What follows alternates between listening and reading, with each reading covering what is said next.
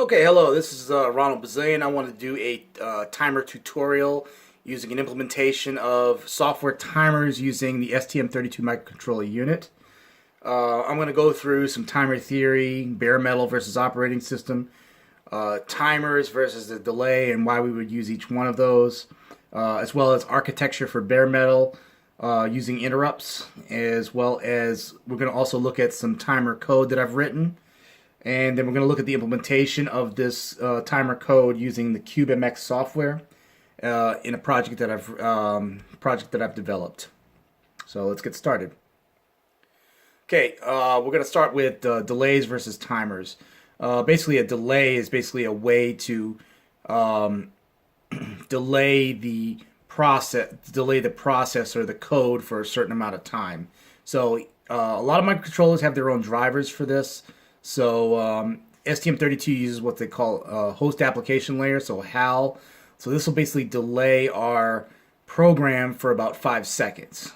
So that's why I have the 5,000 and 1 millisecond delays. So it's a 5 second delay. Software timers are use hardware peripherals to select an interrupt to fire at an interval time. So if I want to set a timer within a certain interval, 1 millisecond, 100 milliseconds, at the end of that timer, it will fire an interrupt that you can use to process some functionality. Timers allow us to process other events. So, as a timer, so as that interrupt gets fired, and then we can do some processing inside of that interrupt service routine. So we can process a specific event at a certain time, as well as process events prior to that time as well that aren't necessarily related to the timer. So kind of the difference between the two is a HAL delay is kind of what's called a blocking call. So if we do a HAL delay for 5 seconds, within that 5 seconds we can't do anything. We're stuck until that HAL delay has been finished. And this is where the usage of a timer comes into play, because we don't want to sit there and wait for 5 seconds or 20 seconds until something is finished. We want to set a timer, do something within that 5 second delay, or that 5 seconds is finished. But within that 5 seconds, we want to do other things as well. So that's where the usage of a timer, software timer, can come into play. So let's say we set a timer for 5 seconds and something happens at 2.5 seconds. We can process something prior to that timer being done, versus a delay where that doesn't happen. Okay, so we have bare metal versus operating system. So bare metal is code without an operating system, basically one thread. If you've done some basic software engineering, you know that there's a main. Usually a main is done in every piece of code that you've done. So your main is actually one thread that's running in the microcontroller or the microprocessor. So that's what the bare metal is. Interrupts, so let me explain what interrupts. Interrupts interrupt a thread to process an event. So as our code is running, it could stop at a certain point, and then the code actually jumps to what's called an interrupt vector routine, and then that functionality or whatever you want to do within that time is done. So that's called an interrupt vector. That's called they call it ISR, interrupt service routine, or whatever. But that's what an interrupt is. The third thing here too is an operating system. So bare metal versus operating system. So an operating system manages multiple threads or multiple programs through a scheduler. So a lot of times a scheduler is just kind of like a time-based sequence where a certain amount of time we're going to deal with this program, a certain amount of time we're going to deal with this program, a certain amount of time we're going to deal with this program, and you just kind of go through this schedule where it's round robin, where it just goes back and forth and back and forth. And that's kind of what an operating system. So operating systems, you have your Windows, you have your Macs, you have Linux, QNX, different OSs, and that's kind of what it does. It manages multiple threads. and it's done usually a lot of times through interrupts. Bare metal uses basically one thread, which is your main, which I mentioned before, and multiple interrupts. So you can set up a bunch of different interrupts, but you got one thread that's running at different times. And this kind of architecture is called a foreground background loop. So the foreground would be like your main, and your background is kind of like your interrupt routines. Okay, so I wanted to talk about the timer structure and what we're going to do with it. And with the timer, I have what's called an array of structures. So the structure here is kind of the structure of how the timer is going to be. Each timer is going to be done. I can have multiple timers. Here I've created an enable, start, a timer ID for each particular timer, a counter that counts from 1 to the amount of time that's done, the max value that the timer where it should be finished, and then a function pointer, which is basically the address of the function that will be used to process the timer at a specific time. And that's kind of what this is an array of structures. So my timer will go through each one of these structures and modify its counter based on what happens. So now we'll go to the next step. Basically, you talk about bare metal architecture. Bare metal architecture uses basically one thread, not thread, but thread to interrupt as a background. Interrupts interrupt the main thread. So that's, like I said, foreground background architecture. Interrupts cannot use any blocking functions and must be fast. So I can't use it. It's very highly recommended not to use a HAL delay inside of an interrupt service routine. Okay, so now I want to get to the next step. I want to show you the implementation of this using the CubeMX software. So here in the CubeMX software, I'm just going to go through the first one, which is the pinouts. I've added a couple of pinouts for my LEDs, which I'm going to use. I'm going to use 3 LEDs.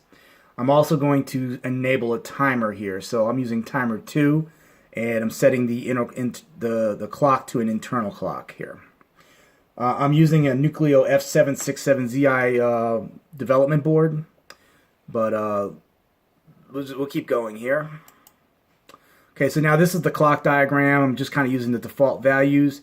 The APB1 is my timer clock peripheral, and it's set at 48 megahertz. So now let me go to the configuration.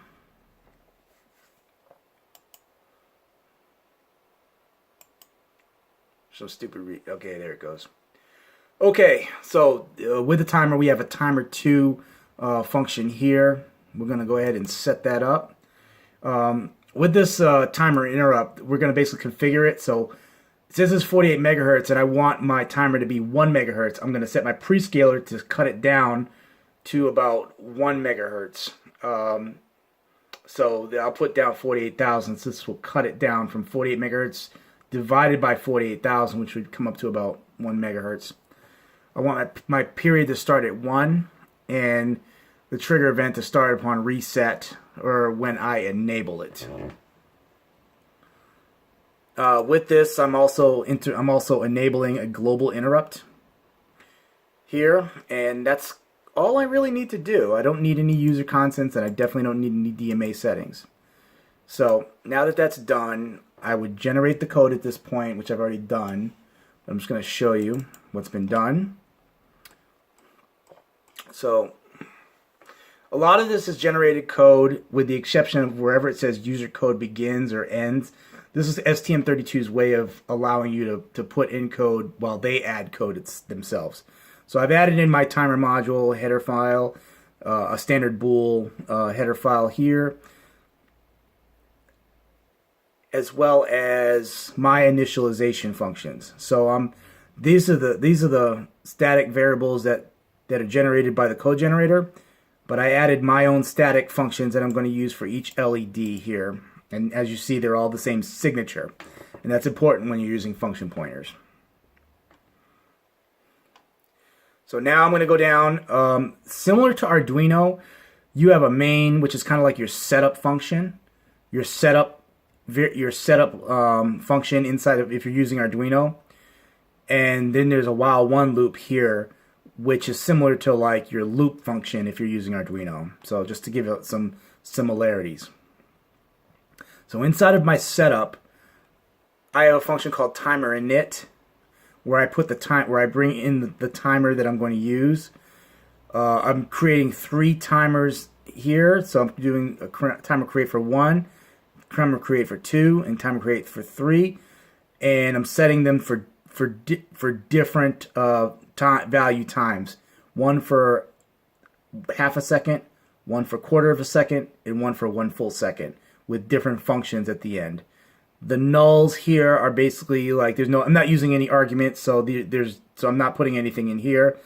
And this value here represents whether my driver is a one-time timer or a repeating timer. False represents a repeating timer.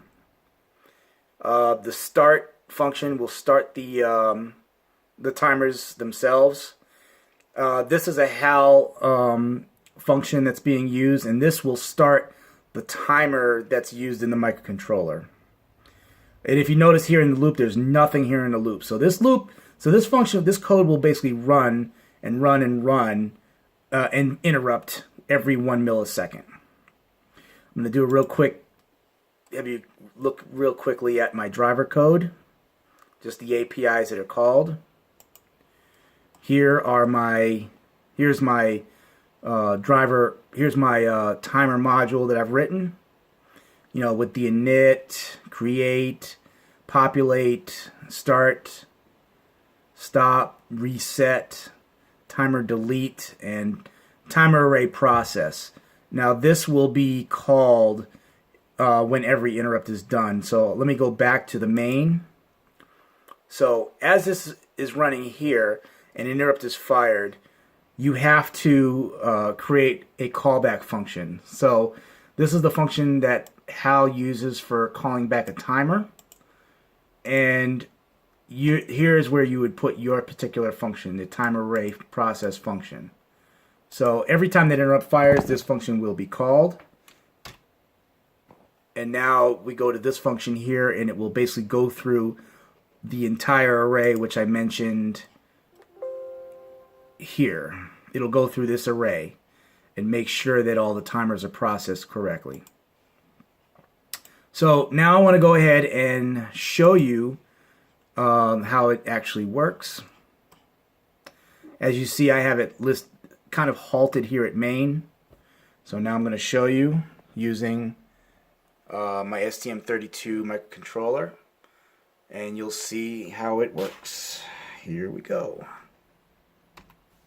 You'll see there's the lights, and those lights basically, every time it toggles, it basically toggles the LED. So there's a toggle function that will toggle on or off the LED.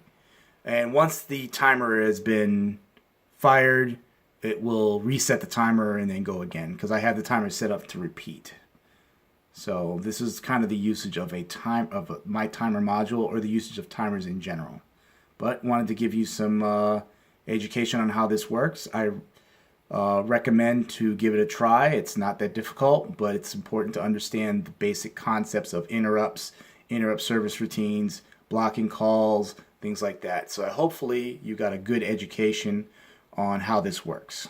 So give it a try and set it up for yourself. Have a nice day, and talk to you later. Bye-bye.